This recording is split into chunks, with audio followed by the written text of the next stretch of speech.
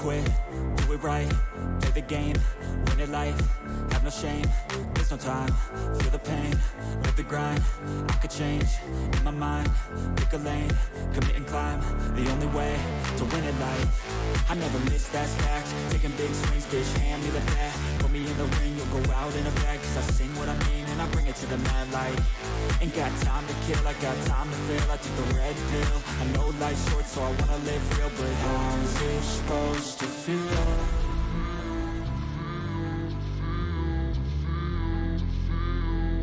How's it supposed to feel?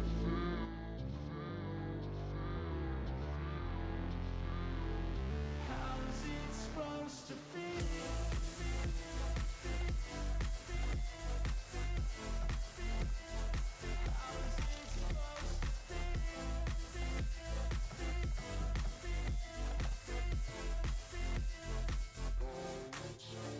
They wanna say my name, but they holding back. They wanna say they hate, but they know it's cap. I ain't playing no games. Good evening, everyone. We're getting set up here for the Sylvania Busch Light series here at Pocono, the regular season finale for them. And we do have quite the scenario folding out right upon our eyes here as Jack Ross is filling in for the now absent Nathan Morgan in the 00 car. Starting on the front row on the pole, Jack Ross right there. The Ultimatum, that car, the 00, is locked into the playoffs with Nathan Morgan at the wheel. However, with some ticky-tacky rules and difference with a new driver now, the only way Jack Ross is going to make it into the round of the playoffs, being only his first start in the Busch Series this season, he's got to win it today. And starting on the front row, he's got Taden Bergeron alongside of him.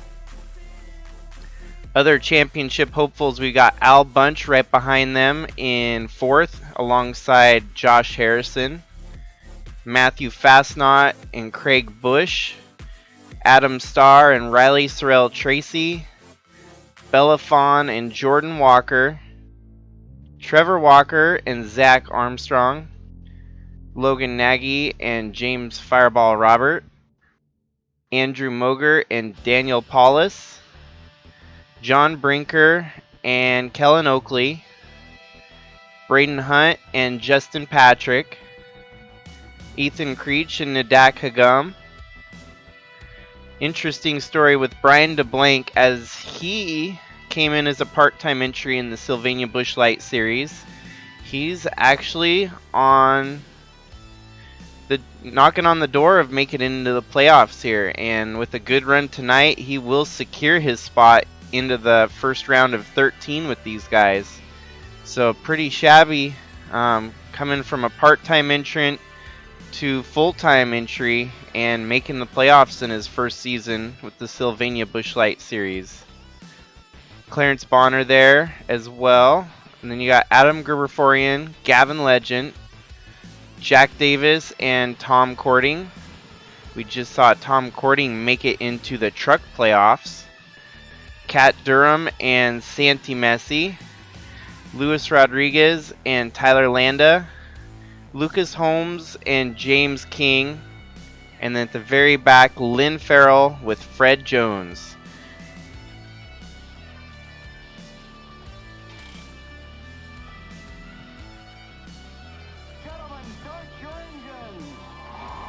So, the Ultimatum championship implications on the line here. Jack Ross has got it made in a very fast ride. This car has been proven, especially since it is the points leading car. All he's got to do today is win, and he's in.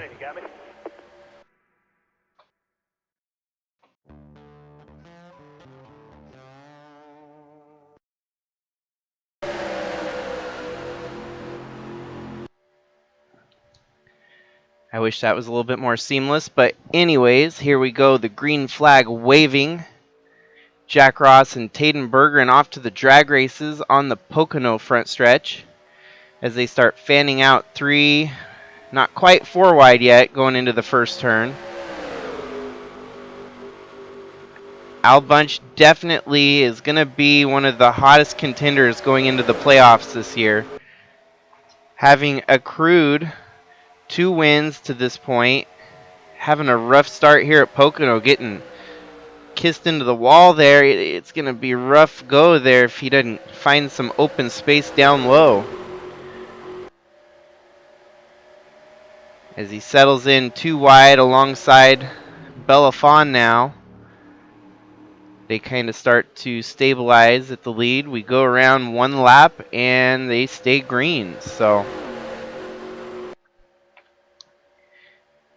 now this is definitely the win and you're in scenario, and Taden Berggren on the outside looking in, 15th in the points, would really need a win today if he wants to make it in.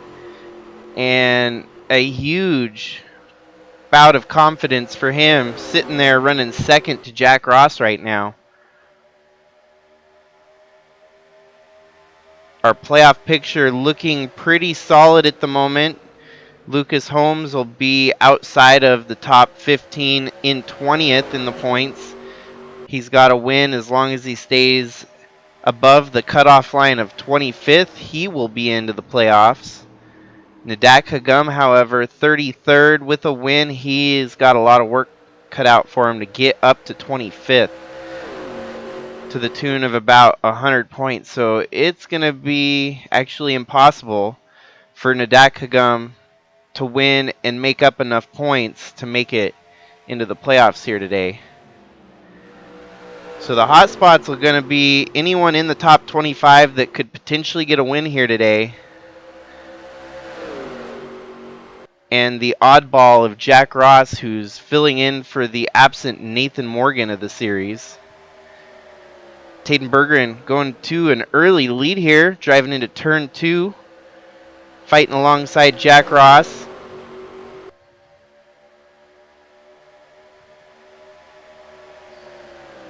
And it looks like he's going to get him on turn 3 here as he cruises by. And we got a new leader here on lap 3 already. Taden Berggren taking it away from Jack Ross.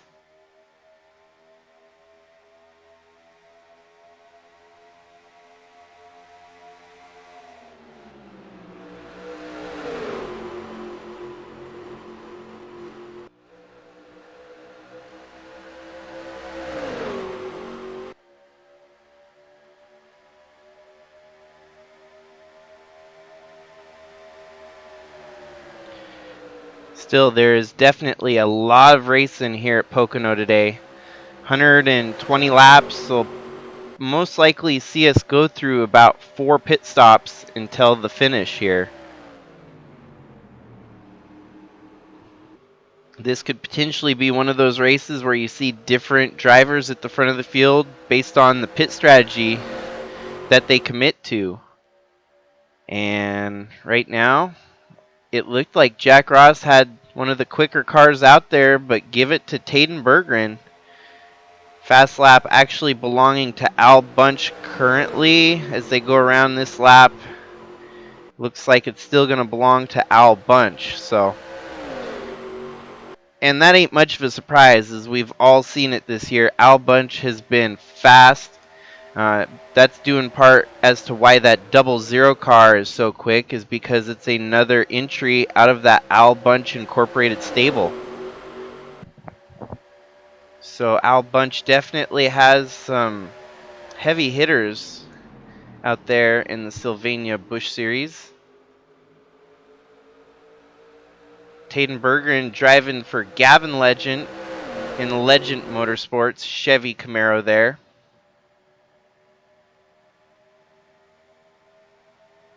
And it seems like we've been able to settle into a good flow here as green flag laps keep clicking off. Everyone else kind of settling out single file and 2 wide.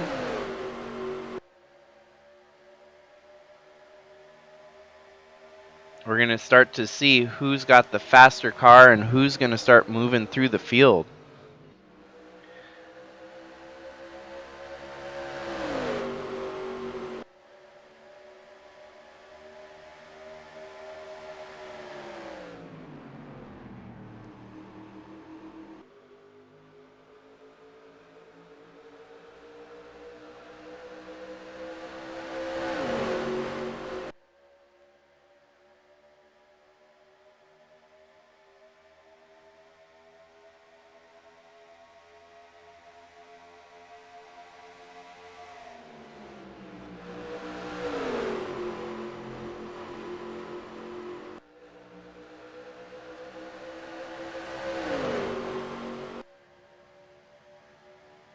One thing that's been pretty amazing with this Busch series is that we have not seen a lot of wrecking, and I think it goes to show you just how talented this field is, that we've got a lot of talented rookies that are wanting to prove themselves and make it up into Cup. That truly is one of the biggest carrots dangling out in front of every one of these drivers, and with pinpoint precision, they seem almost flawless, almost robotic at times on track, not making too many mistakes, which is kind of surprising to think of, your feeder series, but these guys really do put on quite the show and keep it out of the wall. Just knowing that they're going to be fighting for a championship that'll graduate them up to the Cup Series, they give it 110% week in and week out. And with Taden Berger in the lead right now, that's definitely a really cool story. If he's able to win and get in like this, we've got easily 110 laps to go, so there's no way of telling who's got the best car here today. That's why we run them. We run those races just to see who's got the best rig on a given day. I can see Al Bunch in the background there making some moves. Looks like he's going to get up to third, getting past Jack Ross. And for those of you about the Ultimatum, if Jack Ross fails to win the race today, that 00 car is basically going to hang up its helmet for the remainder of this season. And we're going to give someone else a free, well, not exactly a free, but it'll revert back to the next person in line in points that'll get in to the round of 13 for these Busch cars.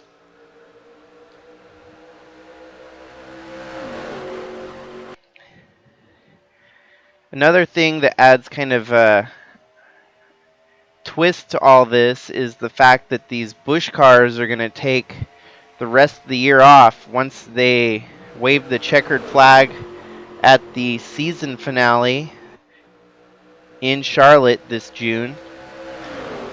Instead of going to the summer season that we originally planned, Busch teams are going to hunker down in their shops and get to work for 2024.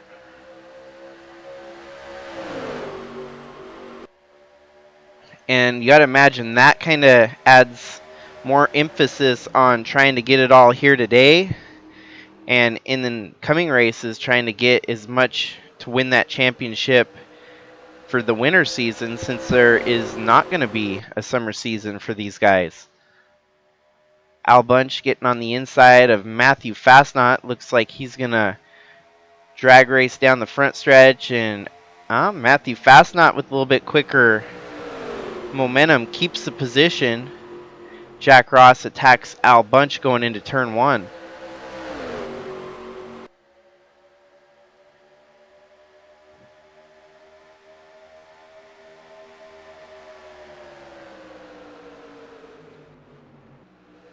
You can definitely tell so many of these drivers have done their homework through the first 12 races of the season.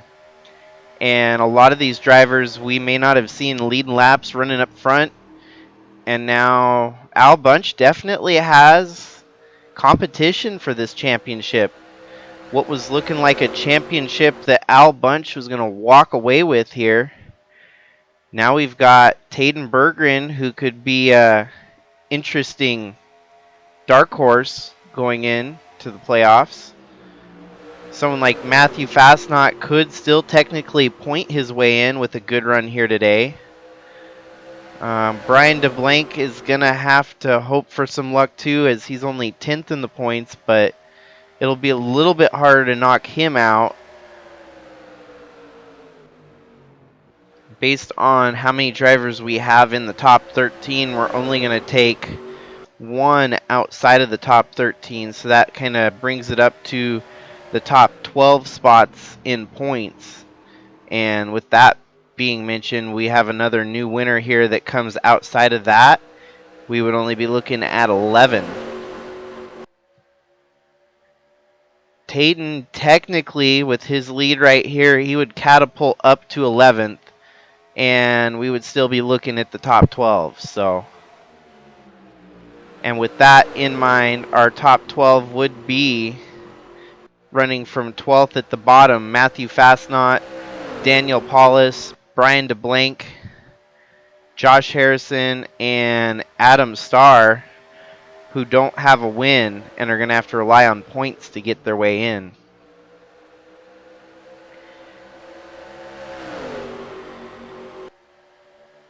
Al Bunch still holds the fastest lap here in the early running, and you can tell as he's making some very erratic moves in third place there, trying to find the right line, the right move to make to get by these two in front of him, but they're putting on a flawless show right now. Berggren and Fastnot, both stars from the USA Truck Series last season, found their way up here to Busch and have had kind of a roller coaster season in Busch. Tayden has had a rough go of it, but it's finally start to get the grasp on this Busch car, putting together some good runs, and even this is his best run of the season here at Pocono. Fastnot behind him has had some good stretches and some bad stretches, but you always want to have that momentum towards the end of the season where it counts the most.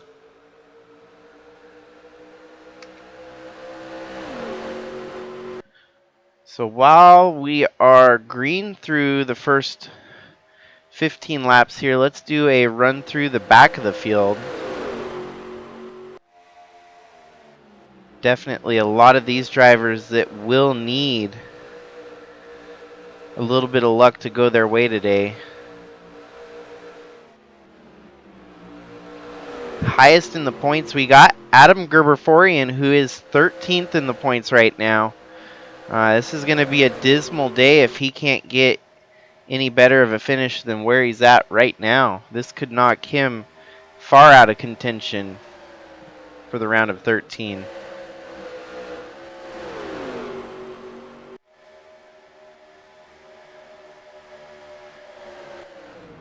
Zach Armstrong, one of those guys that, like the others, has had a roller coaster season.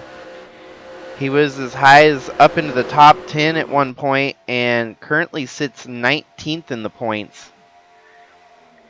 He's hoping that this next coming season, perhaps in the trucks, is going to be a fresh breath of air, joining comrade in Bradley Ream. And we've seen how well Bradley Ream's team runs. It's going to be a different ballpark for him.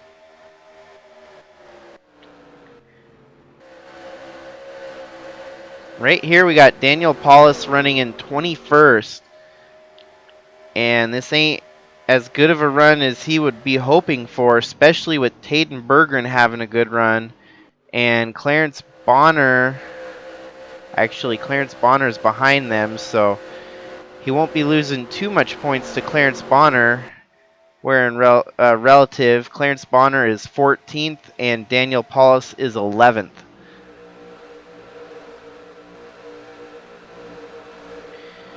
As mentioned, Nadak Hagum here in the 02.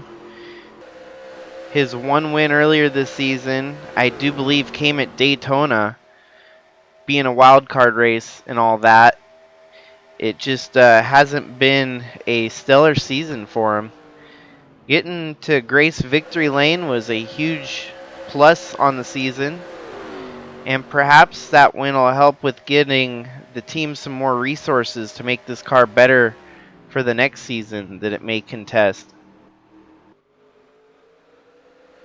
And then we got Brian DeBlank in 18th, sitting 10th in the points. This is going to be close enough to keep him in contention for that playoff cut line. Andrew Moger in the 64 is going to have a good day today, as he's going to have to jump over at least 5 drivers to advance to the next round.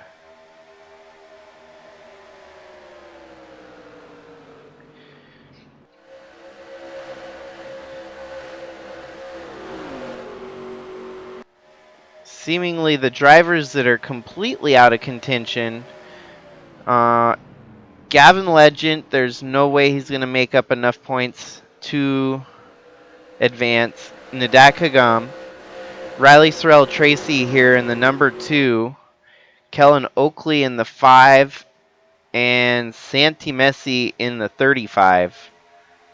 Going even a little further up, it looks like Bellafon is right at the cusp. As long as she were to win and lead a good portion of laps, she could still get up to 25th and earn herself a playoff berth, but very, very much on the outside looking in. And then in 27th in points, you got Jack Davis, who could, with a win, get up to the 25th position, or Logan Nagy in 26th, who could do the same.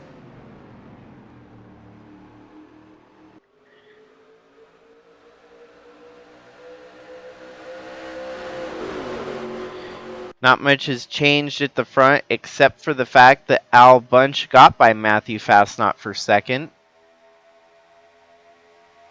Fastnot to third, Jack Ross in fourth, and we got James Robert cracking his way into the top 5 here.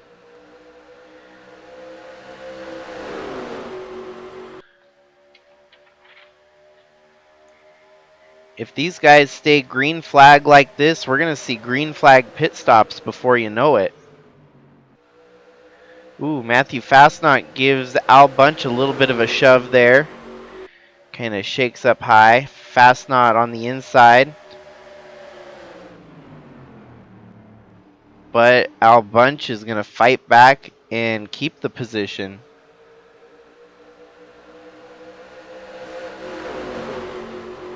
So we're down to 100 laps to go here.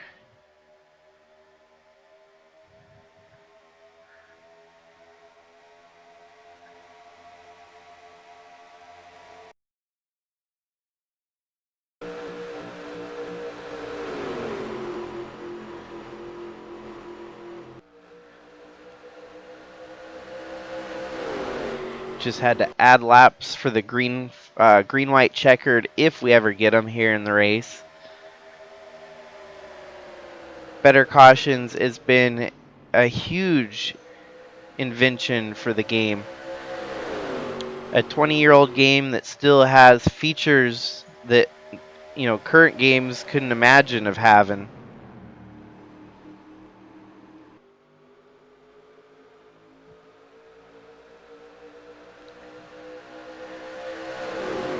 This is a question that some of you might have been wondering. If Jack Ross wins the race today, does that mean he is the regular season champion?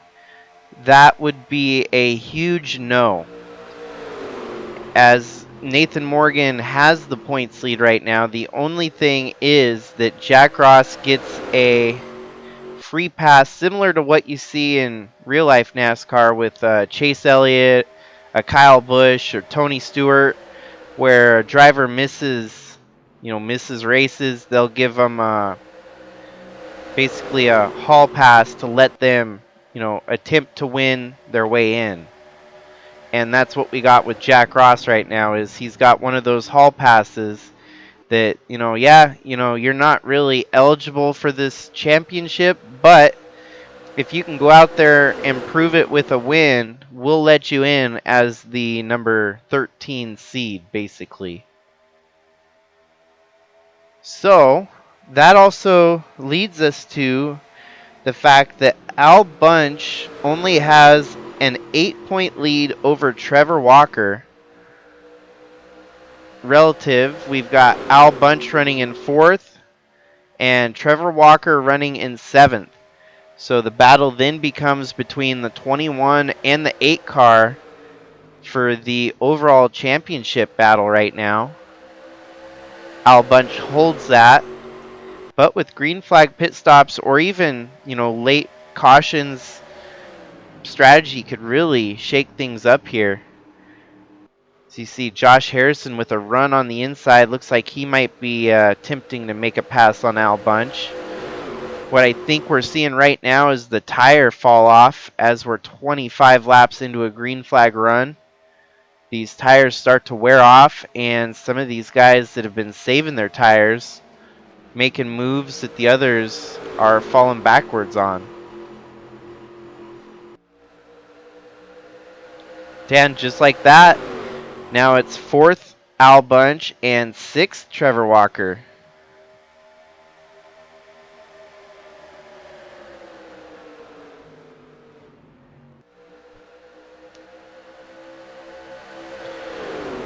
Taden Bergen's been dominant at the start of this one, leading majority of the first 25 laps. Jack Ross led the first couple, but it's been Taden Bergen ever since.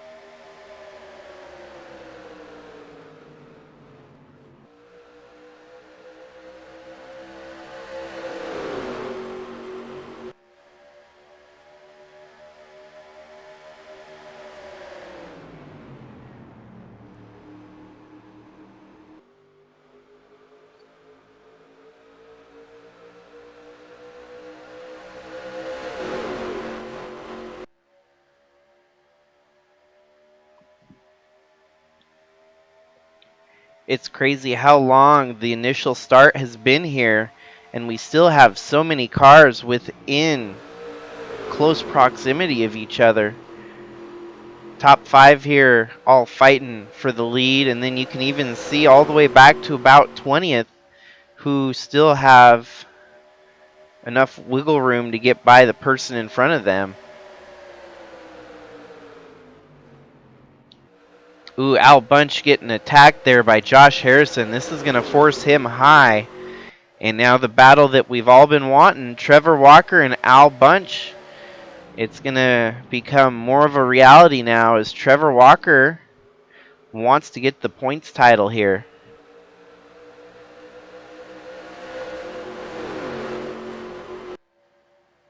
Three very interesting characters leading this race. I don't think we could have put that up on a prediction sheet that made sense, having Taden Bergen lead Jack Ross and Matthew Fastnot here at Pocono. Al Bunch getting back to 4th. This is going to help Trevor Walker catch up to the 18 car there and possibly get into the top 5.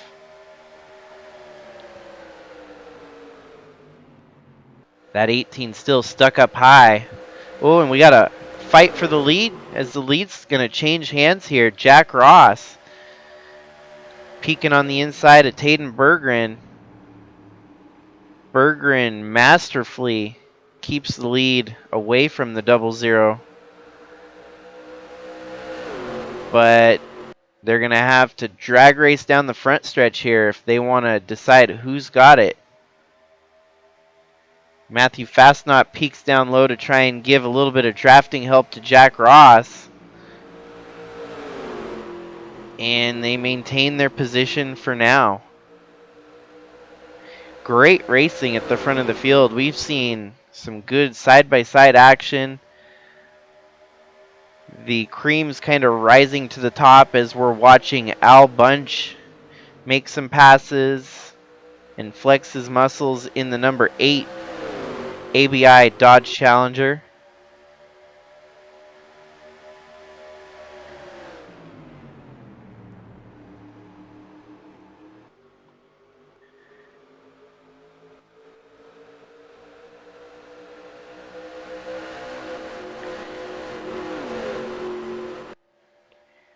John Brinker is definitely a lock in on points. He can't get knocked out with a new winner here. So John Brinker simply just kind of playing it easy, maybe thinking up strategy plans here to try and get the best of the race here today. But a solid top 10 run will never hurt you in a position like this. It's going to be quite fascinating too, the fact that we've got the Walker brothers in the Truck Series both locked into the Truck Series Final 13. And we're going to have the Walker brothers locked into the Busch Series Final 13. The only way they can allow this to happen is neither of them run a full-time Cup ride, and Truck Series is open enrollment for everyone that joins, so there's no restrictions. You can be a Cup driver and dip down into the trucks, but you cannot be a Cup driver and dip down into the Busch Series, as this Busch Series is held at higher prestige for drivers that have not got to Cup yet. Our champion from the Busch Series will always graduate up to the Cup Series, which I figured was going to be a huge selling point on this series to get most of the hype behind it. It's been a fun season so far. It's been a lot of kind of follow the leader, not as exciting races to watch, but there's a lot of strategy going out there every lap of every race. The one thing that has been relevant has been mechanical failures throughout the season. It may not be drivers wrecking into each other, but we do have people wrecking out with mechanical engine woes and whatnot. And that, I think, also falls into that same category about all these guys, all these folks, guys and girls both, are giving it 110% here in the Busch Series and pushing these engines to the limit.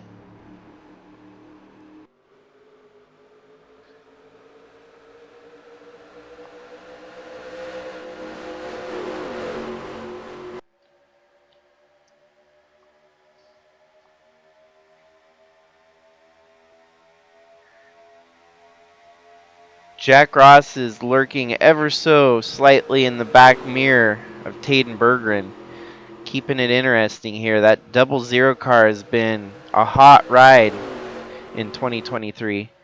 Can only imagine whoever gets into the same engine for next season, what luck they'll have. And who knows, maybe Al Bunch will sell vested interest in that 00, and perhaps Jack Ross will become a team owner for the Busch Series. Who knows? There's a lot that can happen during the silly season. There's a lot that's already happened with the silly season just in the last couple weeks. I mean, for example, Nathan Morgan, the points leader of the series, departing. And there's quite a few other entries that have since departed, and we've had seats open up here and there. But at the same time, we get new people coming in just as quickly as they're leaving. And it adds a whole different type of excitement. I mean, you don't see that in real life NASCAR. It's not like a driver just leaves the series for unknown reasons. That's what's fascinating about the, making this all dependent on the Discord channel. Someone could leave the Discord channel, and there you go. You have an open seat, something that you don't see in real life. It's not like they can't come back. They can always come back, and that seat would open right back up for them, in case they got hacked or something. It's just fascinating, interesting drama. And we get something like today where Taden Berggren has just been dominant. You don't see the dark horse showing up like this every week. Jack Ross filling in for the absent Nathan Morgan with the Ultimatum on his plate. Win, and he's in for a shot at a Sylvania Busch Light Championship. If he wins the championship, the berth into Cup would be handed over to whoever finishes second to him, because that would also be something that you got to consider for this oddball situation that we're in. Jack Ross is already a full-time Cup Series contender, and perhaps we might look into other avenues for that too. Maybe Jack Ross could say, hey, I want to promote, with him being the champion, we could maybe make it a deal where he picks who he wants to graduate up to Cup.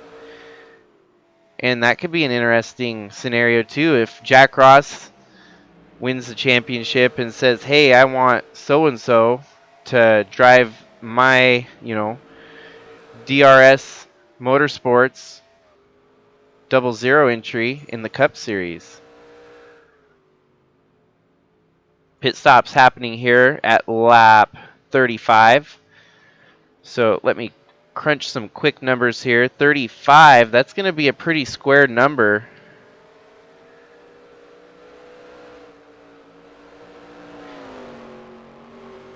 That means we'll likely see about 3 pit stops. The final pit stop coming around lap 105, which will leave us with 15 laps to go. These guys coming off pit road maintain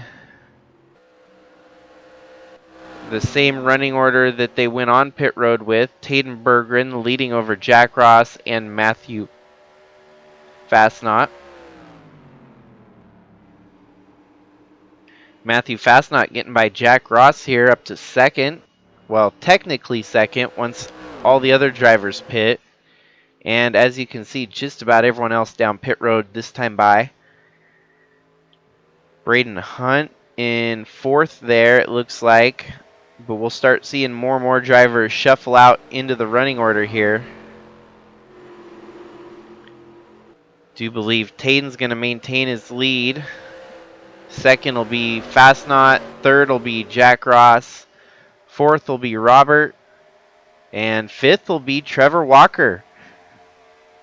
So where is Al Bunch in all of this? Did he stay out an extra lap and try to get more distance on the field? It looks like Al Bunch might have came in the next time around.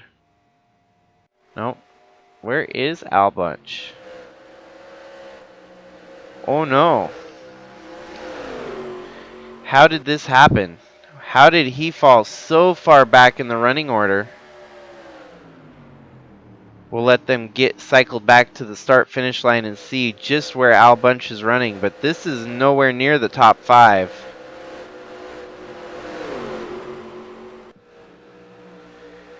Having a rough go of it here. This could sway the points battle in the favor of Trevor Walker, as Al Bunch comes out 28th in the running order.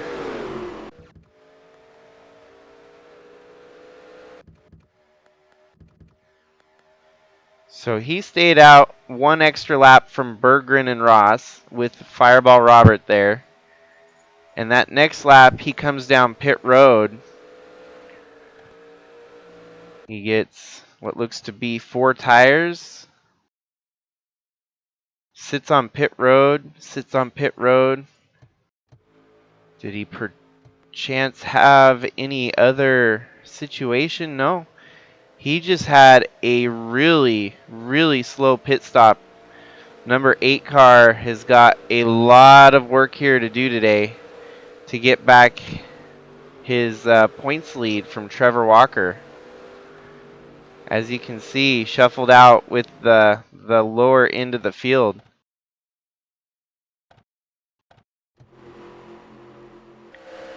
So currently, Trevor Walker leads the regular season points total, and that would be kind of a huge upset alert, as I'm pretty sure everyone had Al Bunch pinned for the regular season champion at least.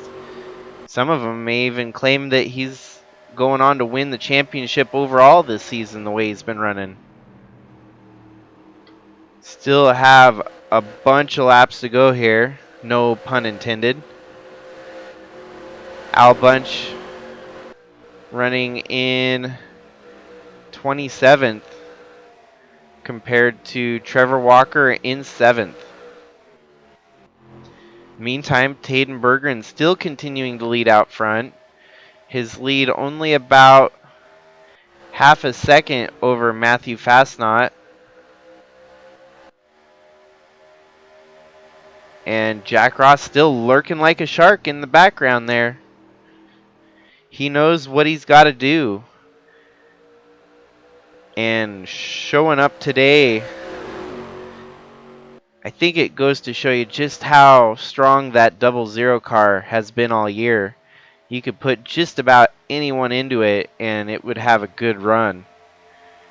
Jack Ross not being the exception.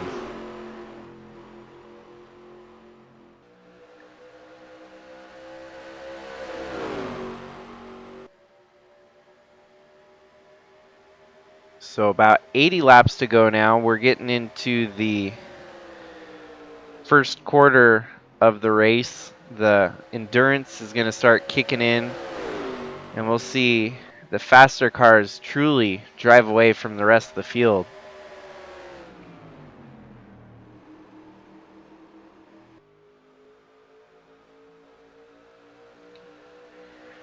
This is definitely going to be one of the lengthier races in the Busch Series, as Pocono being a 2-mile track, 120 laps equates to a 300 mile. This gets to be almost in the realm of a full-blown cup race at that point. Although when the cup guys come to Pocono, it's a 400 mile event. So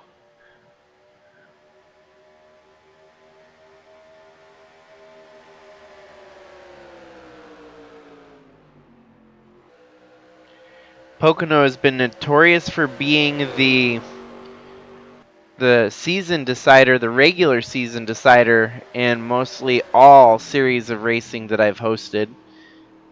The Cup Series, it always used to be the final cut 400, where we would determine who got to, well, at first when the Cup Series did playoffs, and then since then it's been the double points for everyone after Pocono. This year, however, our final cut's going to go to Las Vegas, which is going to be a fascinating race in the Cup Series. At Vegas every year I hold the 777 annual. It is one of the marquee events in the NASCAR Cup Series. It's been hosted since 2010 and the lengths have varied a little bit.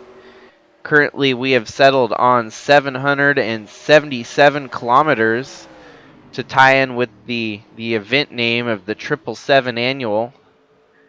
And that's kind of your who's who of winners in the Sylvania Cup Series. It's a huge race like the Daytona 500, and you want to win that race for sure. So also a very fascinating point that it's going to be the cutoff race for the Cup Series this year. A lot more is on the line. Although there's no true cutoff in the Cup Series, everyone is still fighting for the championship at the playoff mark in the Cup Series. The only thing is the final 16 races are all going to be double points. And that means someone from deeper could still technically mount a charge and win the championship. But more times than not, it's still your best guy that's been dominant the start of the season through the regular season portion that ends up going on into the double point segment and gets more and more stretch on that points lead. It's kind of a fascinating spin on a championship battle. I don't think anyone else does it, and I may very well be the only one. But with the way it's laid out, I do think it gives everyone at least a shot to potentially get back into it if they've had a rough season. And that's one of those things that I think with the playoff system you kind of miss out on. Some of your underdogs get cut loose from competing for the championship. And who knows, maybe that driver in 15th in the points went on a tear and goes on to win the final 10 races of the playoffs. It's like, well, what do you do about it then? That guy obviously won the last 10 races, but he was eliminated before the playoffs even started. So how do you go about that? If there's, let's go for example, a Michael McDowell who's sitting 15th in the points in real life Cup Series and doesn't make the cut, goes out and wins last 10 races. I mean, that's got to count for something, right? So with that in mind, that's kind of where the direction I went with my Cup Series is everyone's still got a shot, and someone that's had a rough season could go on a tear with all those double points races and still win the championship.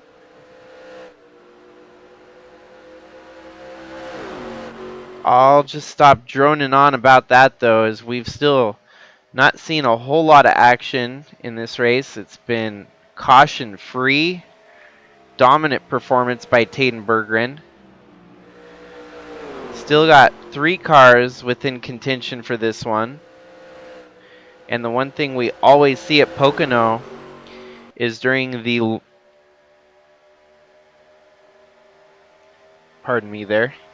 during the long green flag runs, the tires start to wear off and the drivers from deeper back usually start to move back up to the front. So these 3 right now, although they have such a lead, we could see 4th, 5th, Jordan Walker, Trevor Walker catch back up to these guys by the time the next round of pit stops come.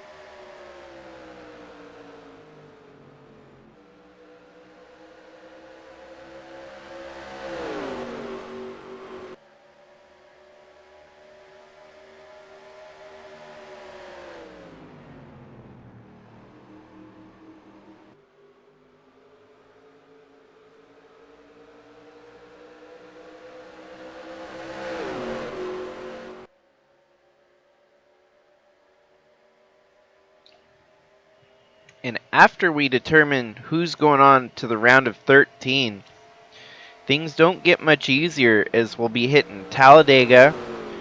We'll be on Bristol Dirt for the second race in that round of 13. And then the Indianapolis road course, which we could almost just give the win away to Trevor Walker at that point. The way it lays out, we've got super speedway, short track, road course for all 3 rounds of the elimination. And our final race will be on a 1.5 miles of Charlotte, But with the way that's laid out, Trevor Walker, all he's got to do is wait till the road course and, win the road course, and he moves on. He avoids elimination. That's going to be the fun part to watch too, is seeing someone avoid elimination on their way up through each round.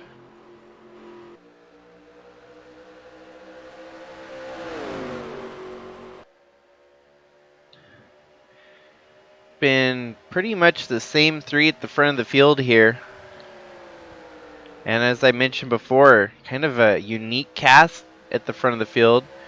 I wouldn't have predicted to see majority of these guys leading the race, especially with the dominance of Al Bunch. And speaking of Al Bunch, he's still got a lot of work cut out for him, as he has only worked his way back up to 21st, and Trevor Walker still running in about 5th. To minimize the bleeding, Al Bunch is going to basically have to pass the entire field in the closing laps of this race.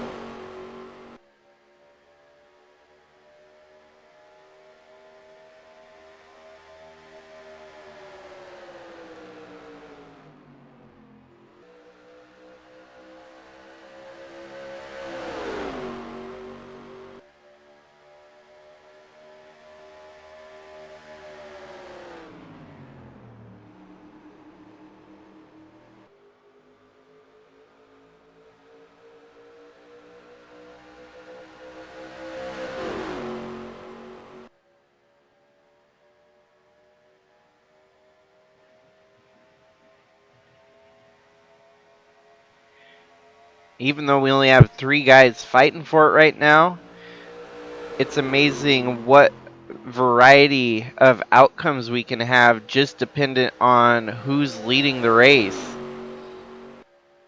If Berggren wins, that's going to cause a little bit of strife for those trying to point their way in. Then we got Jack Ross, who kind of puts the Nathan Morgan scenario back into play.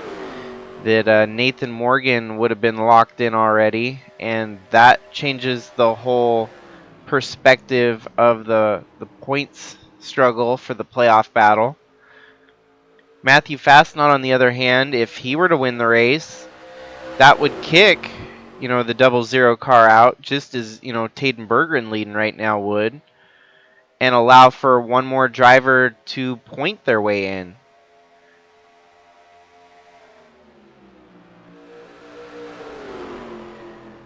And due to all the confusing circumstances there, I won't be able to know who's in and who's out, obviously, until I do the points tally at the end of the race.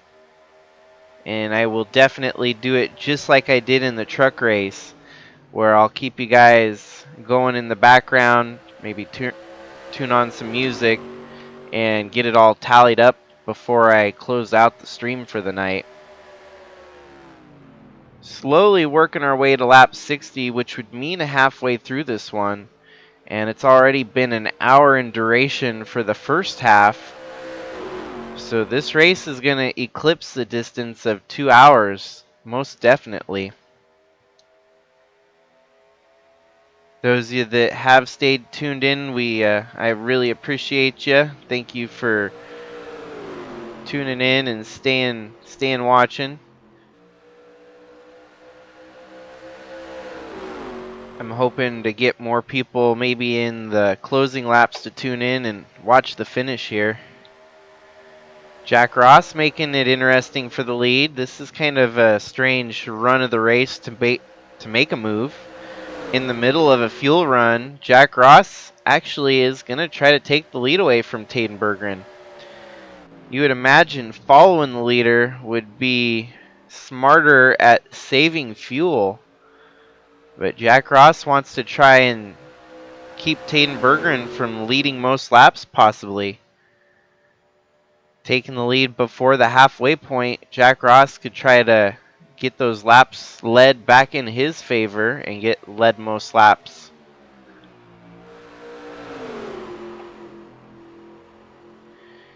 So the playoff outcast changes just like that. Based on how everyone's running, we would have Nathan Morgan in, Al Bunch, Trevor Walker, John Brinker, Jordan Walker, Adam Starr, James Robert, Josh Harrison, Braden Hunt, Brian DeBlank, Daniel Paulus, and most likely Matthew Fastnot, which would keep Taden Berggren on the outside looking in. Taden Berggren could still point his way in, but it's going to be hard with Matthew Fastnot having such a good run here. He's got to make more points up than Matthew Fastnot, and even then he's got to make at least 30 points up on Daniel Paulus, where Daniel Paulus is currently running 27th, so it could be done. He could pass Daniel Paulus for the points position, but he'd much rather win it, as you can see him getting back by Jack Ross for the lead here, showing that Legend Motorsports entry definitely has quite a bit of horsepower here today. Plus, talk about parity. We've got a Chevy fighting with a Dodge and a Toyota at the front of the field. Truly the best of each manufacturer duking it out here today.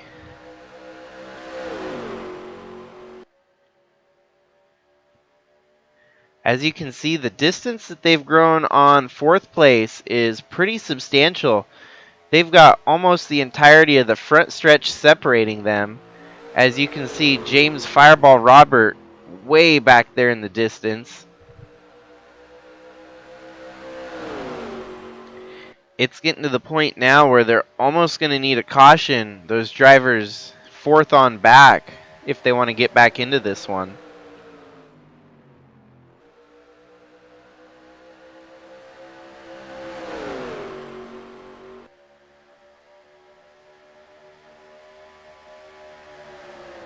So do a quick stop for recording save here. It's so pleasant to have the playoff cut line at 10 to go. 13 of 23. Kind of a satisfying quotation there.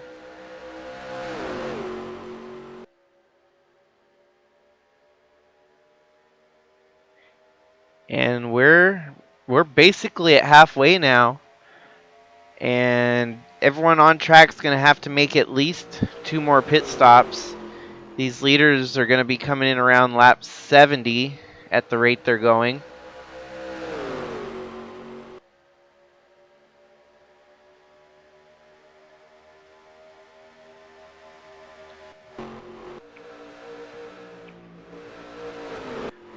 Al Bunch has still been doing what he needs to do here.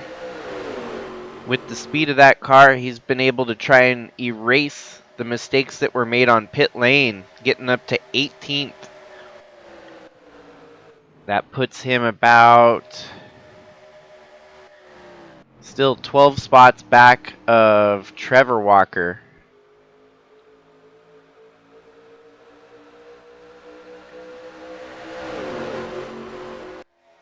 Logan Nagy with a good run today. This could potentially be the 4th and you know, we've got the 3 manufacturers at the front of the field fighting.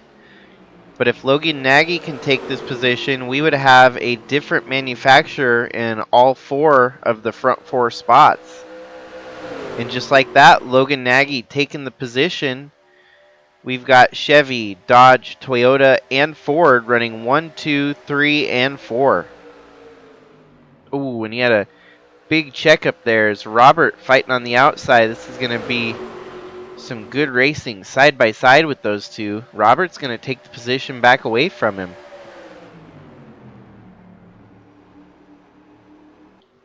Trevor Walker giving his assistance in the draft there, allowing that gives Logan Nagy the momentum he needed to get by. And in all honesty, the second pack is pretty well established. As you can see, they've got a lot of cars in tow of each other. If they can start working together, they could potentially crack off some good laps to try and close the gap. The gap being 8 seconds right now to third place. But like that right there, with Trevor Walker peeking on the inside, there ain't much cooperation going on. This is only going to slow them up and keep them from closing the gap.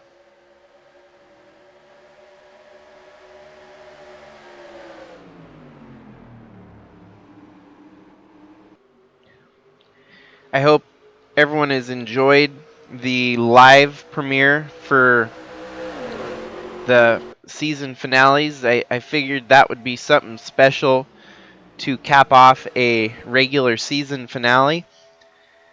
We all know that the upgrades is going to be hitting a deadline on April 21st, and everyone's been working hard on research and development to get their cars upgraded. After this race tonight and tomorrow's Cup race, we're really going to be, you know, just a day shy of that deadline. And everyone will have at least another day with their new updated earnings to make some, you know, late stretch upgrades to their teams to try and fight for the championship.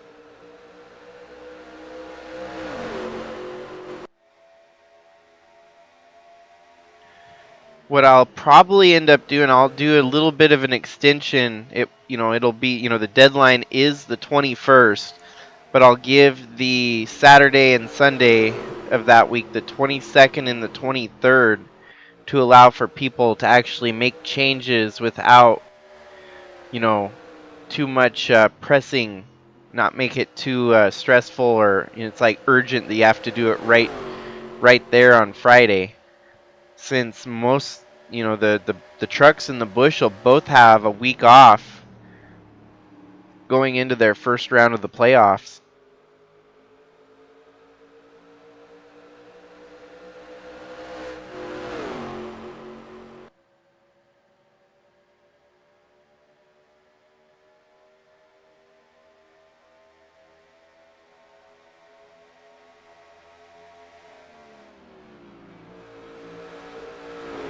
Matthew Fastnot gets up to second here, dropping Jack Ross back to third.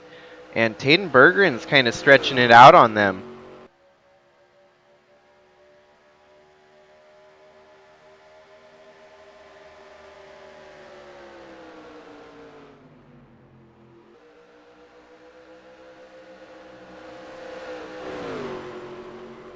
Jack Ross fights back on the inside here, going through turns 2 and coming up on turn 3.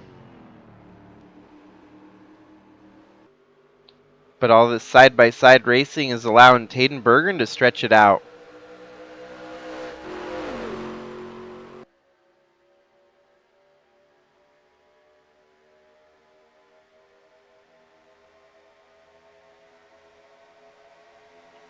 The more laps that Taden Bergeron leads on the south side of halfway is only going to submit leading most laps here, which will also be a big points bonus if he somehow does fail to lose the race. Those points could potentially come into factor on pointing his way in.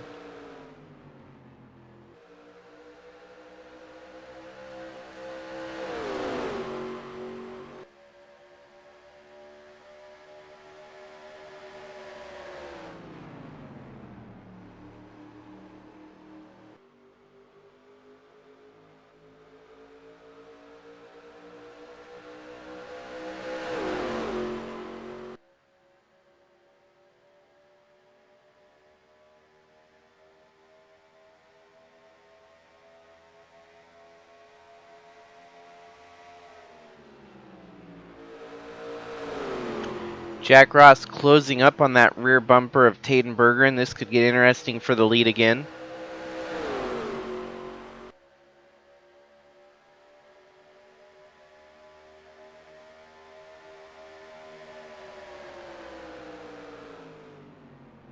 Carrying the momentum of the draft into turn 2, Jack Ross right there on the back bumper of Tadenberger. Could get interesting on the backside here of the track. Still carrying a lot of momentum up on the tail end of that 88. The 88 and the 00 have been duking it out all day here at Pocono.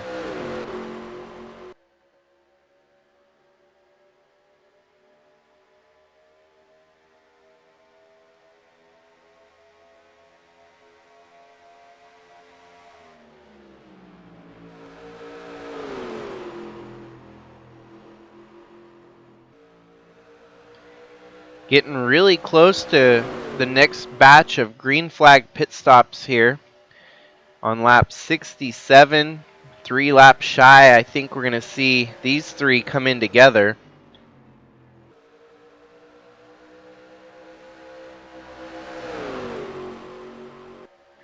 The gap from 3rd to 4th has stayed relatively stable, still at an 8 to 9 second deficit as these guys have just drove away from the rest of the field.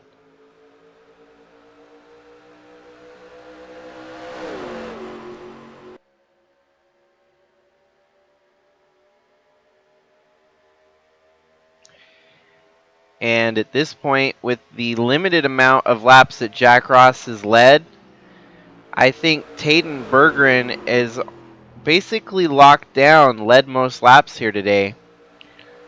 And that's even if Jack Ross goes out there and leads every single lap to the finish now, because I think we've got enough laps under his belt to have it locked.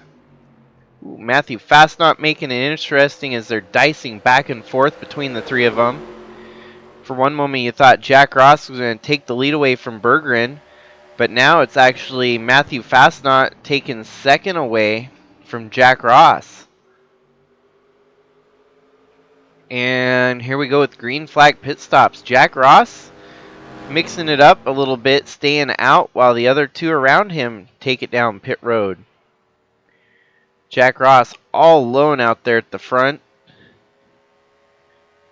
The 2 that just took it down pit road are going to have to hope that things stay green. Wow, look at that. Al Bunch has already worked his way back up to 14th. This makes it very interesting as the points... Oh, and we got someone blowing up. This could be that caution that I was talking about that they did not want to see. And yet again, this shows that the series continues to have mechanical failures, but not wrecks to determine the attrition. 72% damage to the engine for Mr. Adam Starr. We'll see on what spot of the track he blew her up. That seems to be the only way we get cautions in the series is blown engines and mechanical failures. And going into turn 1, Adam Starr's engine just gave way right there. Bam. Running in 7th. Just a rough go of it for Adam Starr. And so now Adam Starr's had a good enough run up to this point that he's safe in on points. He cannot fall out of the championship 13, even with this bad finish here today. This should bring out the caution, I would imagine. Unless they deem it safely off track. No caution. We stay green. That's a huge plus for Tadenberger and Matthew Fastnot, who just come off pit road after completing their round of green flag pit stops here.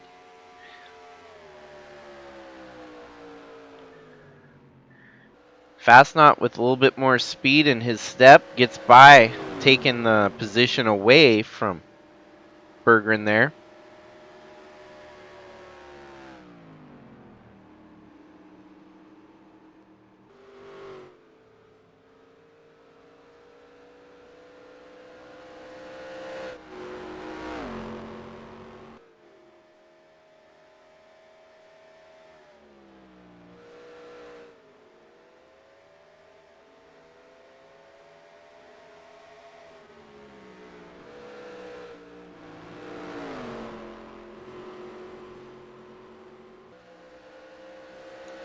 Just like that, Jack Ross rejoins right behind the two tentative leaders here.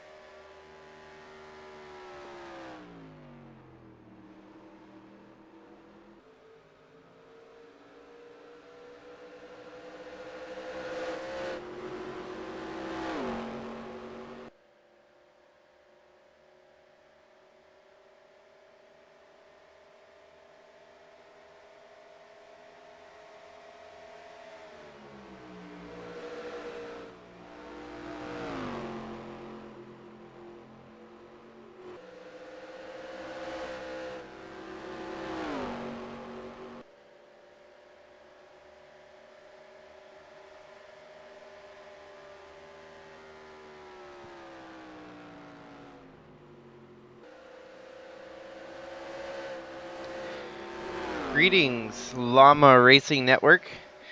As you can see, Matthew Fastnot out front leading, so doing LRN proud there at the front of the field.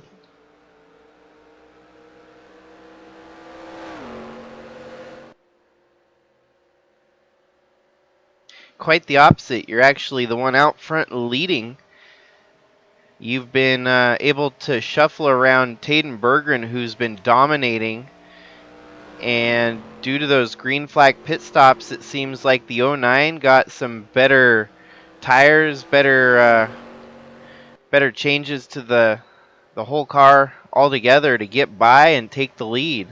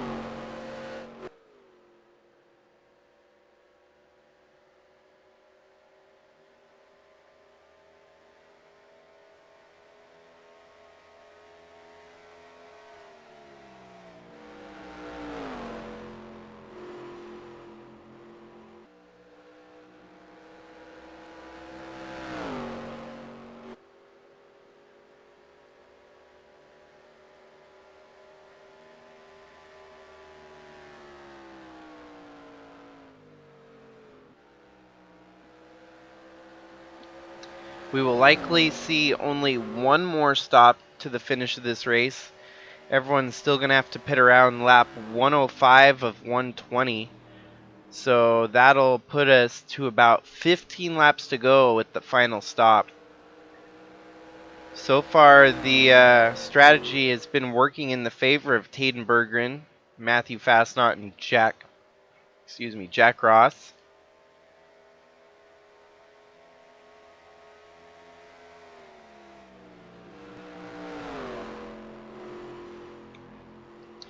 As you can see on the ticker above, we have seen 0 cautions. We have had one driver retire from the event, Adam Starr, with a blown engine. And with that blown engine, man, that was a good run going for Adam Starr, as he was looking to have about a top 10 run, still locked into the playoffs regardless. You still hate to see it. Seems like that 27 has been blowing up more often lately than not. Taden Berggren starting to catch back up to Matthew Fastnot at the lead here. Jack Ross very in the distance. Going to be harder for him to pull off the win without some strategy in his favor.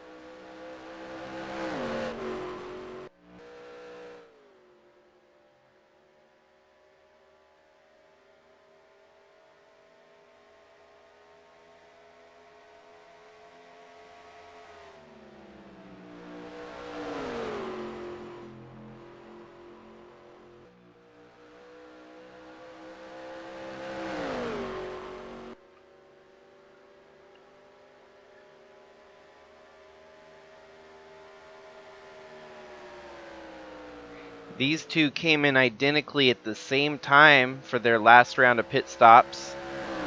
The big differential from Jack Ross, who stayed out a lap later and had lost a lot of momentum in doing that. He should have stuck with these two and came down the same time as they did. But who knows, maybe Jack Ross has big brain ideas that we're not thinking of.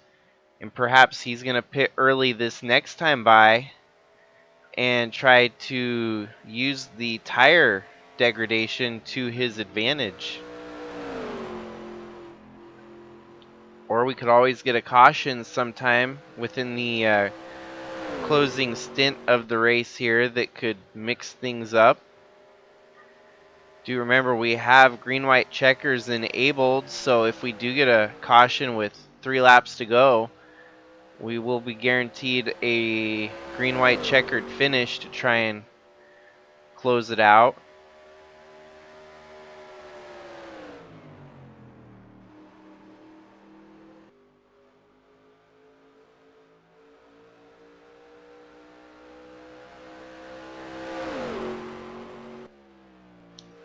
Even though there hasn't been a whole lot of action, it's been a chess match for sure. And the chess match has seen Jack Ross out front leading. Next in line was Taden Berggren out front leading. And now it is Matthew Fastnot. Chess match at 100, 200 miles an hour throughout Pocono.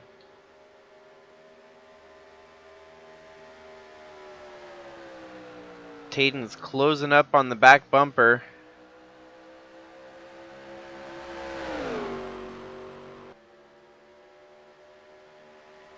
And let's take another look again to see how the overall championship battle's going, with Trevor Walker currently, as far as I know, continues to hold the lead over Al Bunch. But that might have changed on this last round of green flag pit stops. And it did. Trevor Walker running 12th. Al Bunch has worked his way back up to 9th. So with the way they're running right now, Al Bunch would be your regular season champion if he can hold off Trevor Walker to the finish here.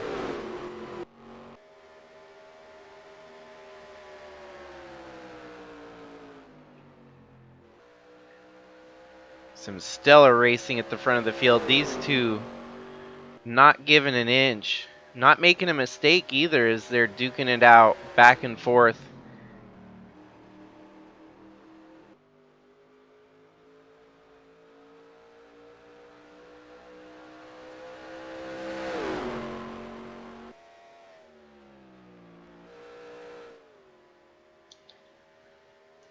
Perhaps some momentum on Bergren's side this time, going down the long front stretch at Pocono. Not enough as Fastnot continues to hold his lead.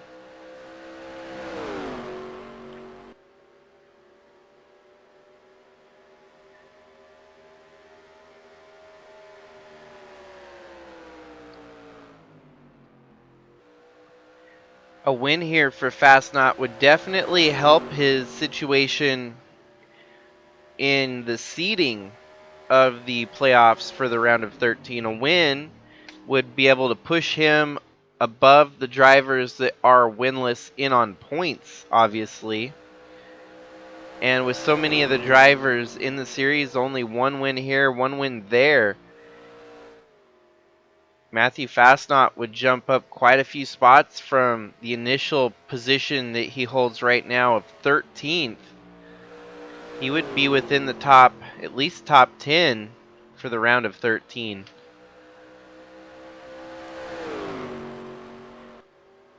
The funny part is how both Taden Berggren and Matthew Fastnot here on the cusp of not making it to the playoffs definitely needed a good run today, and they're showing just how much the pressure has mounted to this point where they're both running 1-2.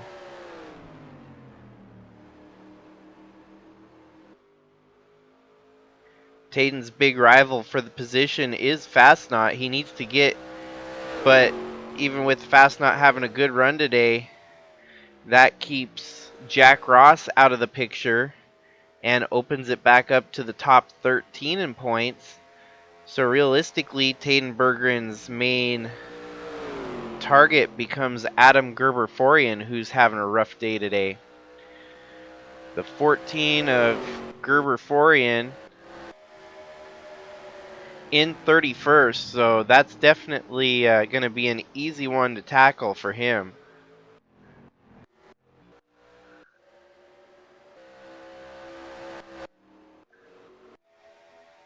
You're sure onto something there. I don't see where he made it. Maybe he retired? Wow, Jack Ross from 3rd place had to retire.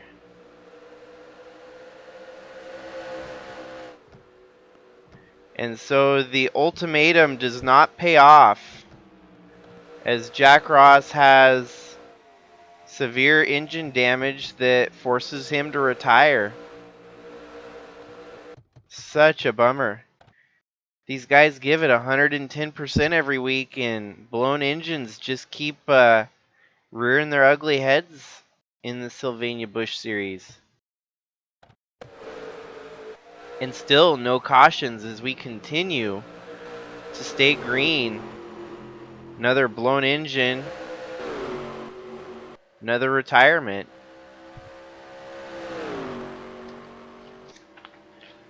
So that basically gives us the scenario. Now that Jack Ross is out of the picture, the 00 car, the point leader at the start of the race here, is no longer a factor. That puts us back into the top 13 based on positions, and second on back to 14th. Things get to be a little bit more hazy although we know who's in on wins. The way Taden Bergeron's running right now would do just well enough to point his way in today without a win. And even so, he has tied down led most laps, which is another point bonus that'll give him an edge when it comes down to tallying the points up at the end of the night.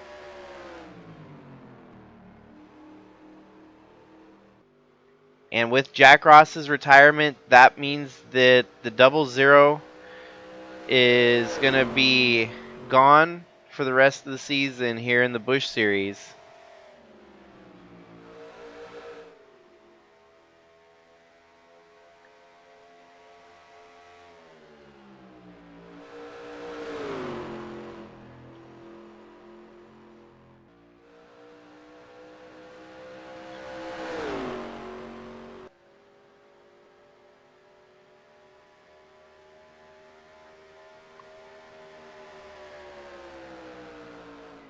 The 09 simply needs to have a good run here. If win or second, really anywhere in the top 15 should be safe for the 09 to stay alive. As long as Fastnot beats Adam Gerber-Forian and Clarence Bonner, Taden Bergeron can have a good run here, and still they would stay basically 12th and 13th in on the playoff scenario. So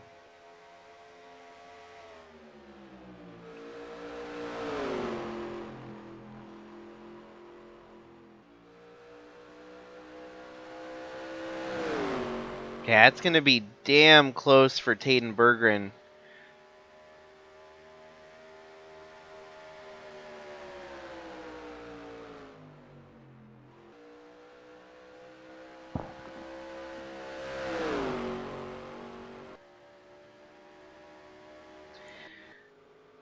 We haven't seen much lap traffic play a factor in this race today.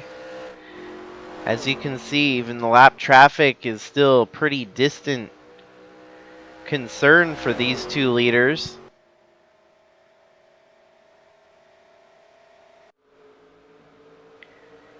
James Robert up to third, which is still good enough to keep him alive.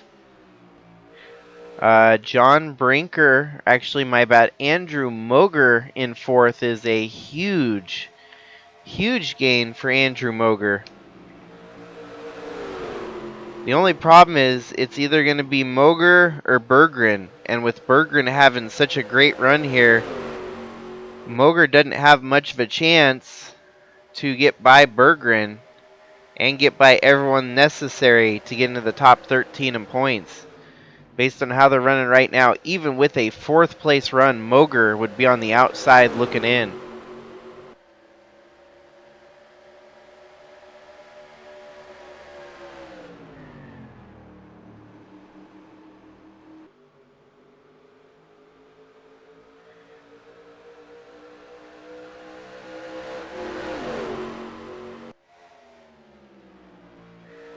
The battle for the overall points lead still being fought out between Al Bunch and Trevor Walker here. The white car versus the yellow car. And these two are going to continue to make it interesting until the last lap. Trevor Walker gets by, it'll make things kind of hairy. Al Bunch is going to have to beat Trevor Walker by at least stay within 3 spots of Trevor Walker. So if Trevor Walker gets by him, Al Bunch can't lose any more than 3 spots, and he could keep his points lead.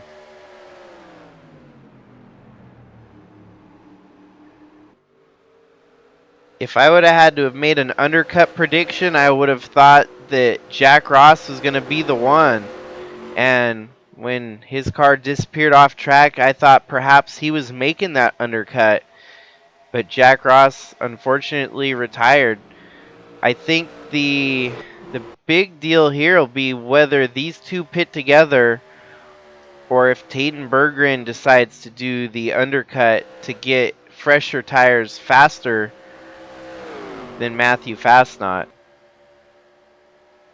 The window's still about 10 laps out, but it's getting closer, as any of these drivers could pit right about now and make to the finish.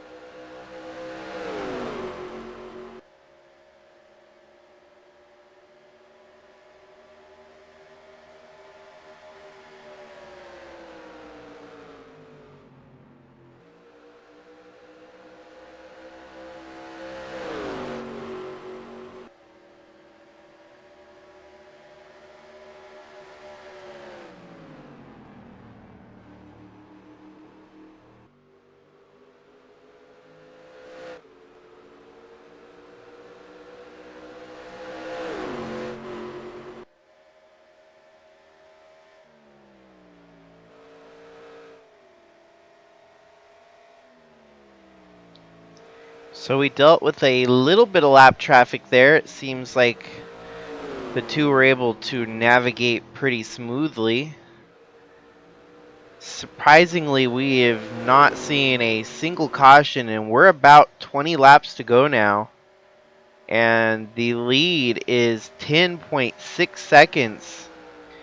Matthew Fastnot and Taden Berggren. But let's even look a little further back. I don't think we would have seen quite this field with Logan Nagy in third. That's kind of a surprise. You start getting into some more of the heavy hitters there the further you go back, with like Braden Hunt, James Fireball Robert, a bit of a surprise. Andrew Moger, a bit of a surprise. Then you got Al Bunch there in 7th, Jordan Walker in 8th,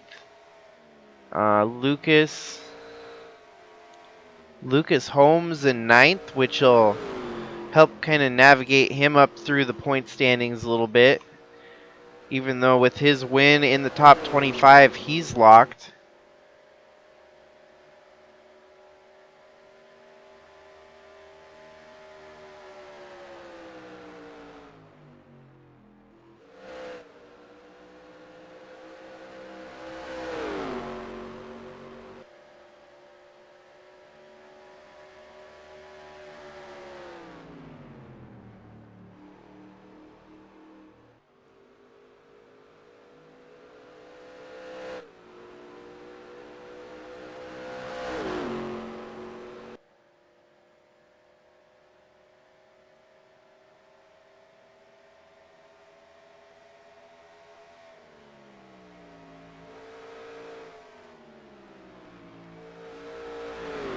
with 20 laps to go, this is really getting the picture getting a little bit clearer for the playoffs.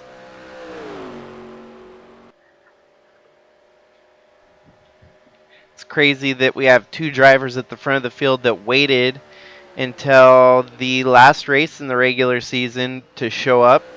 Not a diss on them at all by any means, as they've just had a up and down kind of year, and even so, we're still right there on the bubble. And they found the secret formula to get up front and lead some laps here. It's when it all matters the most.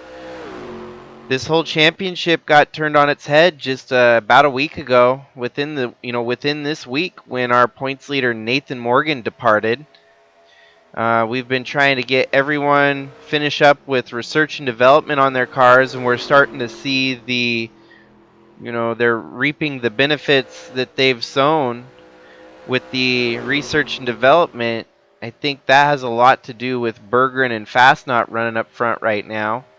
They've put a lot of work and effort into getting these cars to run better and outdo the number 8 of Al Bunch, as we've seen has been the class of the show. I think we're rolling into what could potentially be one of the most exciting championship battles here in the Busch Light Series.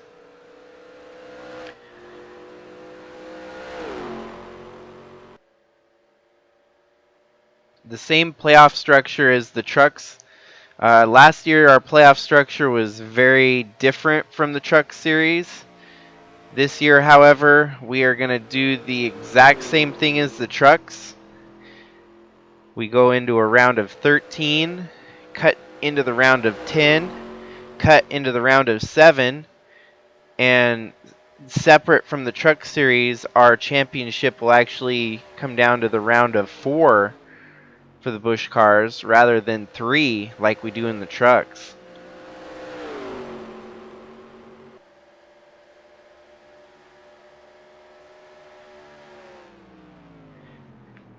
Definitely a huge statement made there by Matthew Fastnot, as he's been part of the playoff berth in the trucks, and the research and development gets kind of hard when you're focusing on both championships. It's hard to put your money towards the one that you'd rather, and I can imagine a little bit goes into it that you want to put some into the Busch series to try and get a shot at getting into a cup ride sooner than later. But it costs so much more in this Busch series to upgrade your car that upgrading your truck series could almost be a given to get a championship in the trucks. So there's a lot that plays on the line here. And as we're making our last round of pit stops, our two leaders came in together and they are leaving together. As long as we can stay green without without a caution, we haven't seen one yet. These two are going to be the star of the show here today. They did undercut the pit strategy a little bit. I would have put them at 15 to go down pit road, but they came down pit road with 17 to go.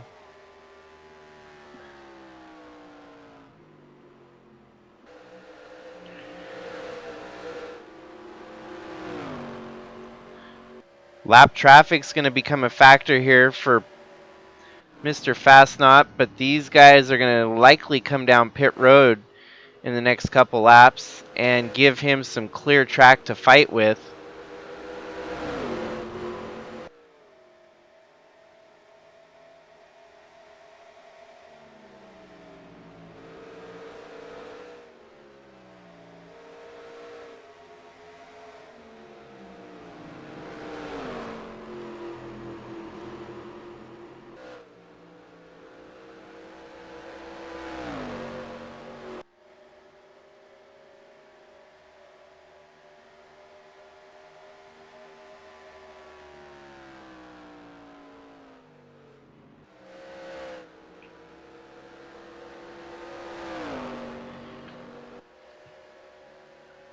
Matthew Fastnot leading over what will be second place, Taden Berggren. Berggren having some hard time with this traffic that he's come upon. And I don't imagine anyone's going to push it 15 extra laps on their strategy. They're all going to have to come down pit road. Yep, just like that. Everyone else really coming down pit road here with 15 to go. And Taden Berggren actually losing momentum to what will be the tentative leader once things shake back around.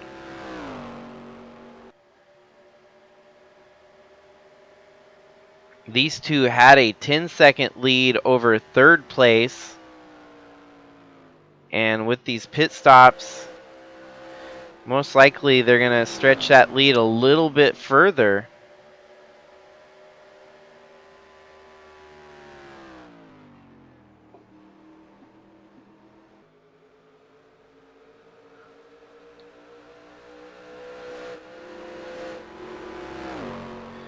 For a driver like Matthew Fastnot, this will put a neat little ribbon on what's been an exciting season so far.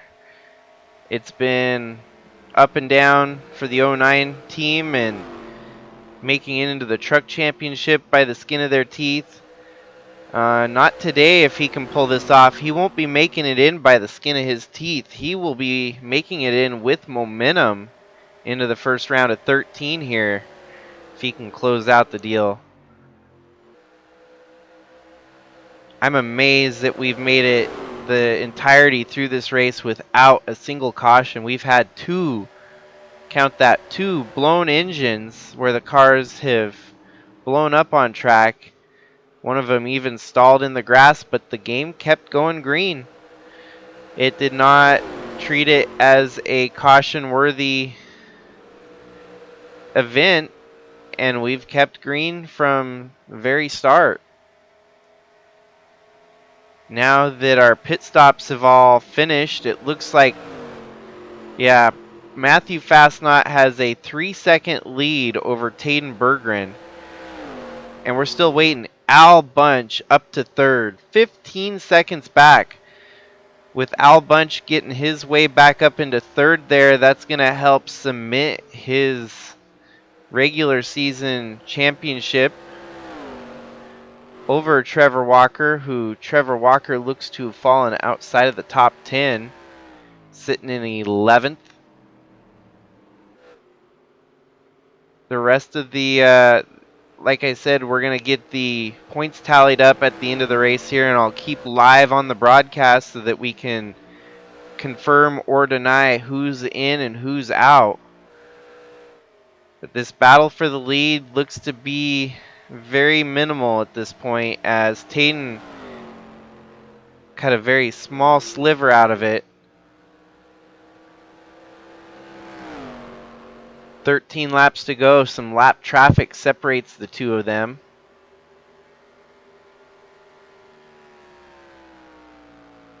The only thing Fastnot, and this could be the announcer's curse, and I really hope it does not pan out that way, but Fastnot does not need a caution here at the end of the race.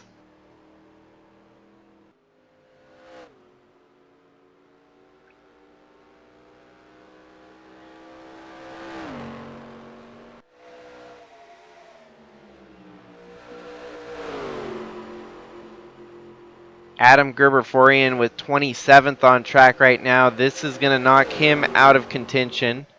He's going to be eliminated from any playoff racing going forward here.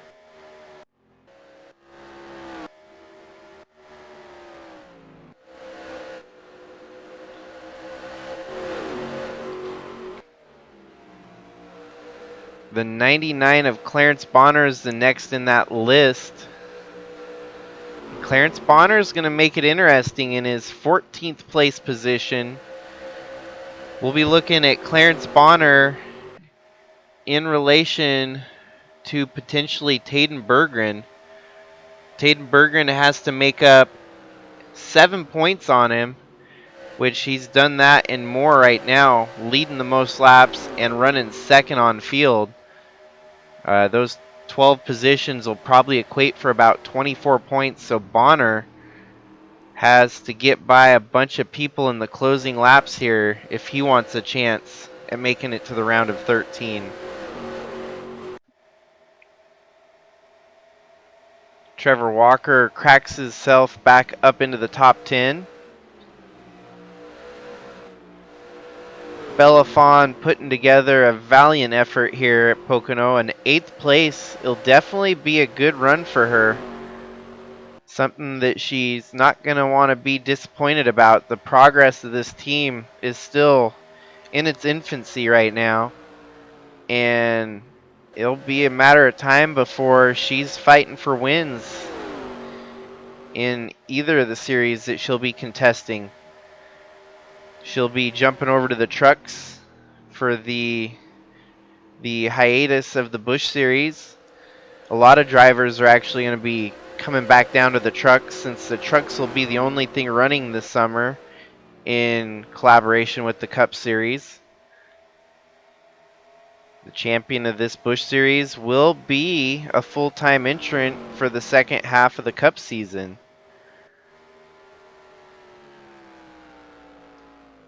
Fastnaught's continuing to stretch his lead out on Berggren as it's almost up to a 4-second lead now.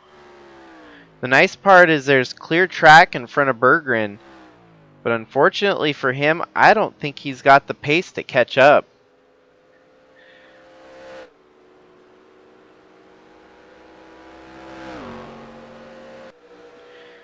This really starts to play out the manufacturer battle that we were talking about earlier, where you had some parity at the front of the field, but I think Toyota just has a slight edge on the rest of the field. Toyota and Dodge both, as we've seen Toyota take home 7 wins this season. Dodge has taken home 3. Ford has had 1. Chevy has had 1. And the lone Audi of Brian DeBlanc has yet to hit victory lane. But it's only a matter of time before Brian DeBlanc finds himself in victory lane with that Audi, test ride that he's got there. 7 wins for Toyota. That is by far a great season if you're a Toyota stablemate. Berggren is kind of clicking off some faster laps there, shaving away at the deficit in front of him. But with only 8 laps to go, he's going to need a miracle or a caution to catch back up. Those 3 seconds. Lap traffic could play a part.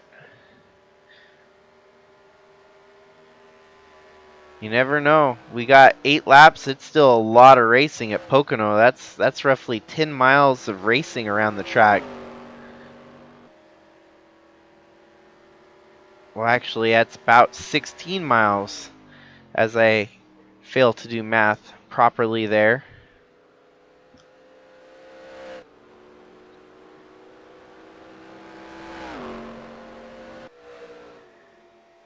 Deficit starts to shrink a little bit more there, down to a 3.4 second. Definitely gonna have to have some luck on his side here, as Matthew Fastnaught seemingly out there on a Sunday cruise at the front of the field.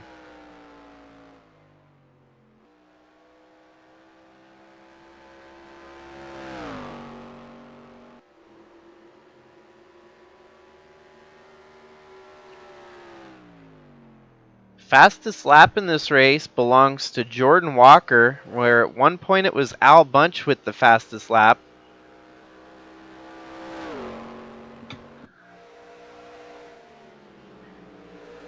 Taden Berggren giving it all he got for the end of this race. Crunching off a little bit more on that deficit, but the laps are fighting against him here. 6 laps to go. 3.41 seconds is the lead for Matthew Fastnaught. In this race, we saw 3 different leaders. We had Jack Ross leading the initial start of the race, and that lead was short-lived as Taden Berggren kind of came from nowhere. Taden Berggren was not the guy that anyone expected to see have a good run here at Pocono, but Taden led for majority of the first half of the race, and into the second half of the race, pit strategy kind of put him behind the 8 ball, and he started to lose momentum to the 09 of Fastnot. And finally, within the last couple rounds of green flag pit stops, Fastnot has had the fastest car here, and still keeping the lead over Taden Berggren by 3.35 seconds.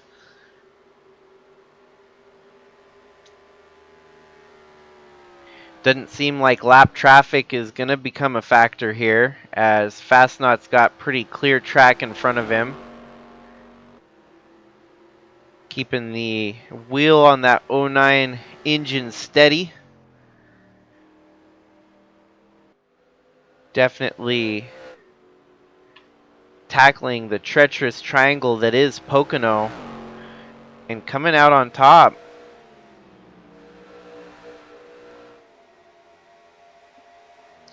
Three laps to go this time by.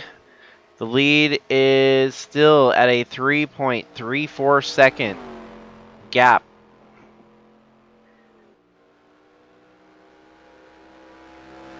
It's amazing that Al Bunch came back for a third. Just goes to show you how strong that Al Bunch is in this series, and how he is by far the most accomplished and ready to make it up into Cup.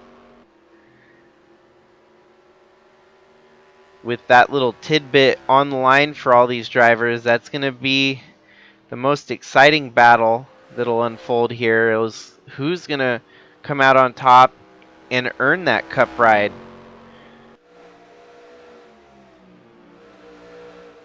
Two laps to go. We'll just forget about the deficit because there really ain't much to talk about there.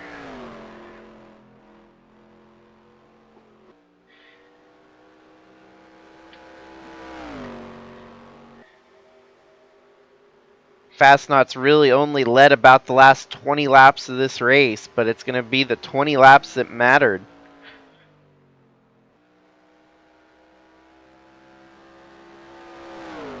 As he's cycling through turn 2, heading towards turn 3.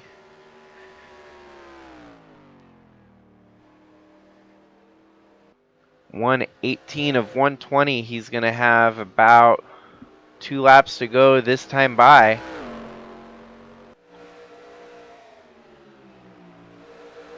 And this is notable since this will be his first career Cup, or well, not Cup, we're in Busch.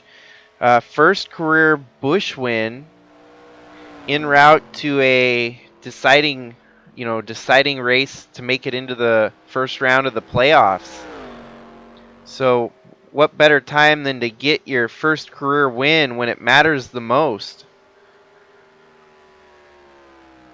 We've seen him in victory lane in the trucks, and we're about to see him in victory lane here in the Busch Series. And who knows, before long, you might be seeing his face in the Cup victory lane. But before we get too ahead of ourselves there, he's still got a championship to battle for here in the Busch Series.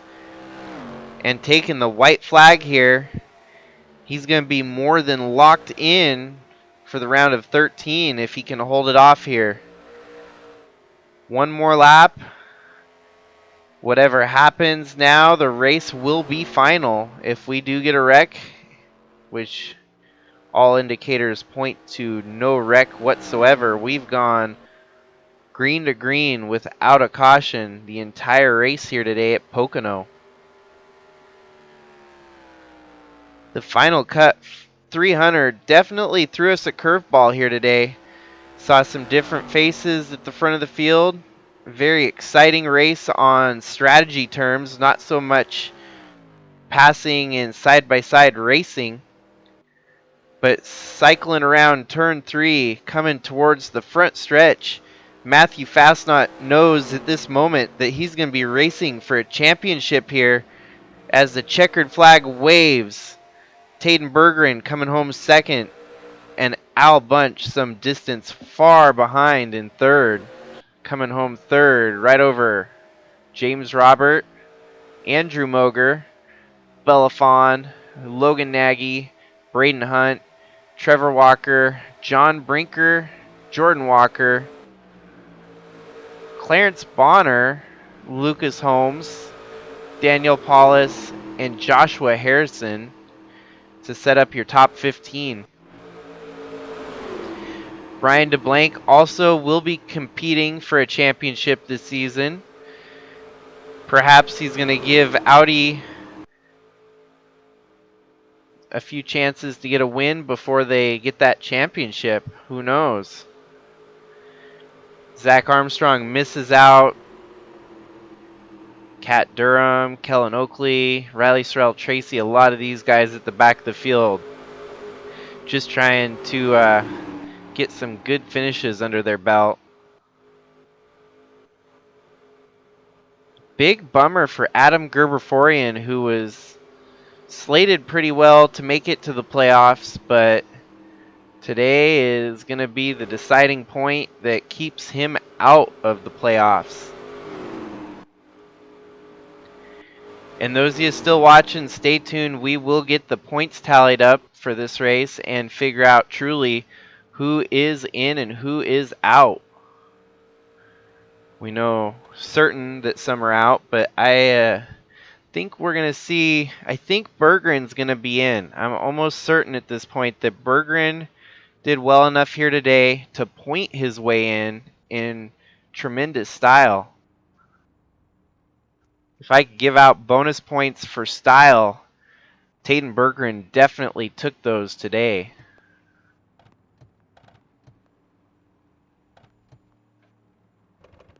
Congratulations to Matthew Fastnot on getting that first win today. Conquering the tricky triangle of Pocono is never an easy feat. It's a huge milestone for the 09 team and Matthew Fastnot and that team, Fastnot Racing Enterprises. It's been a good season for them.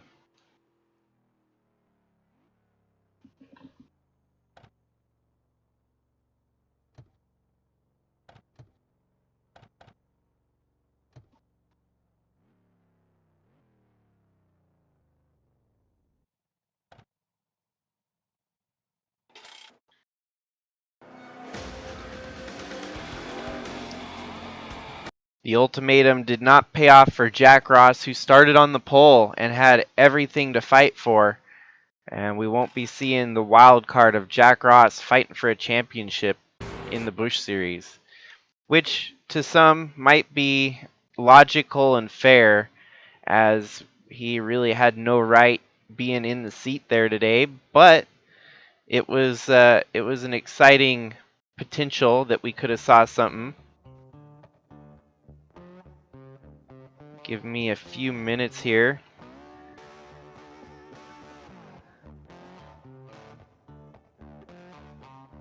Thank you everyone for tuning in and watching the broadcast. Especially neat that Fastnot was able to tune in and watch as he went to victory lane. The Busch Series has been one of the few that kind of falls behind on viewership compared so much to the trucks. Cup's always been a struggle with the duration of the race, but I know that everyone still likes to follow the Cup Series. It's a little bit harder to tune in when you don't have 3 hours of free time to do so. What I'm probably going to end up doing tonight is get the Cup race ran so I can get it recorded and ready, as my week's going to be a busy one yet again. I'm always busy. So cool to see Matthew Fastnot make it into victory lane.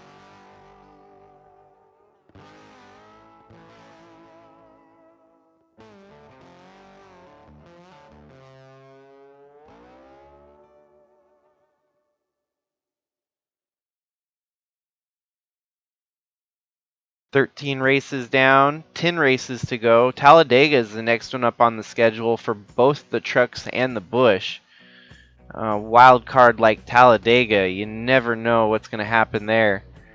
So we might get some new blood winning that'll really mix up the playoff picture in trucks and Busch both.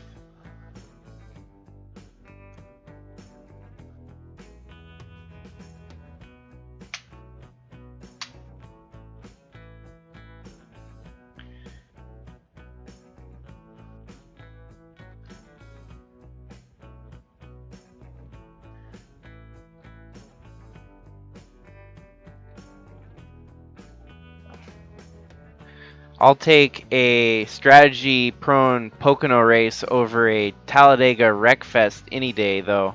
I don't know about some people, but for whatever reason, strategies fascinate me more than literal Wreckfests. And that's what we had here today at Pocono, was a chess match of strategy, wit, and know-how to get it pulled into victory lane. By all means, Taden Berggren probably should have cruised to victory, but man, pit strategy really put him out of the win for the race today. Led most laps was Taden Berggren at 59, so he led half the race. 60 of 120 laps would have been halfway, so 59 laps led for Taden. 45 laps led for Matthew Fastnot,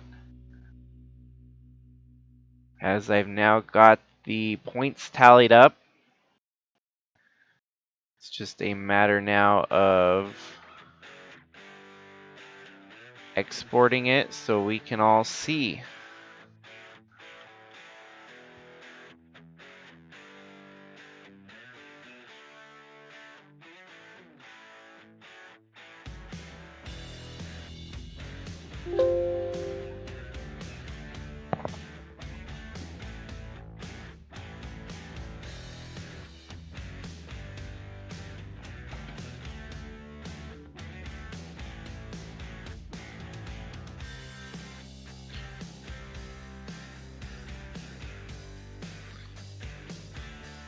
Alrighty, so now we have the overall point standings fully tallied. Al Bunch obviously is your regular season champion. Trevor Walker in on wins. We're going to have to put a cross out of Nathan Morgan as he is not eligible anymore. John Brinker makes it in on points, so he'll be your third driver in. Jordan Walker with wins. He's your fourth driver. James Robert is fifth. Before we get ahead of ourselves, let's look. Lucas Holmes outside the top 13 with a win. He is your sixth entry. Let's look further back to see Nadak Kagum couldn't make it up to the top 25. So really our only driver outside the top 13 was Lucas Holmes. In on a win there. Seventh driver in is Adam Starr. Eighth driver in is Josh Harrison.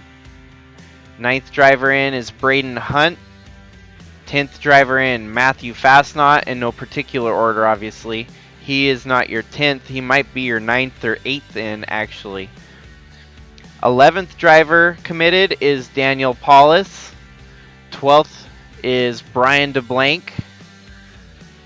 And Taden Berggren is your final entry into the round of 13. As you can see, the points tally was very tight with Taden 285, Brian DeBlank 287, and Daniel Paulus 288. What's even more impressive here is the fact that Daniel Paulus and Brian DeBlank were both part-time entries turned full-time entries, and they were able to make up enough points to make it into the first round of 13. So there you have it. Taden Berggren makes it in, knocking out Clarence Bonner, Andrew Moger, Adam Gerbeforian who will just be out there filling the field for the rest of the season. We will get the overall tally on playoff points involved. We do 5 points for wins and 2 points for poles. And Al Bunch will have about 15 points for being the regular season champion.